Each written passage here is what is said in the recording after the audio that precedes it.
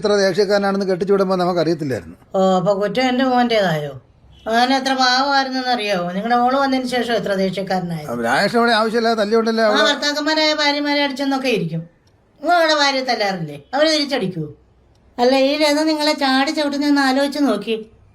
ആണുങ്ങളായ ചിലപ്പോ ദേഷ്യപ്പെട്ടെന്നൊക്കെ ഇരിക്കും. പെണ്ണുങ്ങളെ തിരിച്ചടിക്കാൻ തുടങ്ങിയ കുടുംബം എവിടെ പോയി നിൽക്കും? പിന്നെ ഇവളെ ഇങ്ങോട്ട് കെട്ടിച്ചിട്ടത് ഇവിടെ കിടന്ന് അടിയുള്ളവനാണോ? അപ്പൊ എന്റെ മോനെ കിട്ടിയത് അടിയൊന്നും അല്ലേ? അമ്മ നീ മിണ്ടായിരിക്കും അവിടെ. പിന്നെ ഏകാലം മുഴുവൻ അവിടെ അടിയും കൊണ്ടിട്ട് ഇവിടെ കിടക്കാനാണ്. അനെ നീ കേക്കണം കേട്ടോ. പറ. അയ്യോ, അടിയൊന്നുമല്ല, ചവിട്ട്.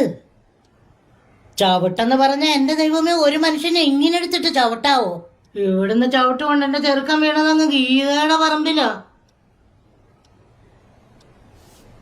അവിടുന്ന് അവർക്ക് എടുത്തോണ്ട് വന്നത്.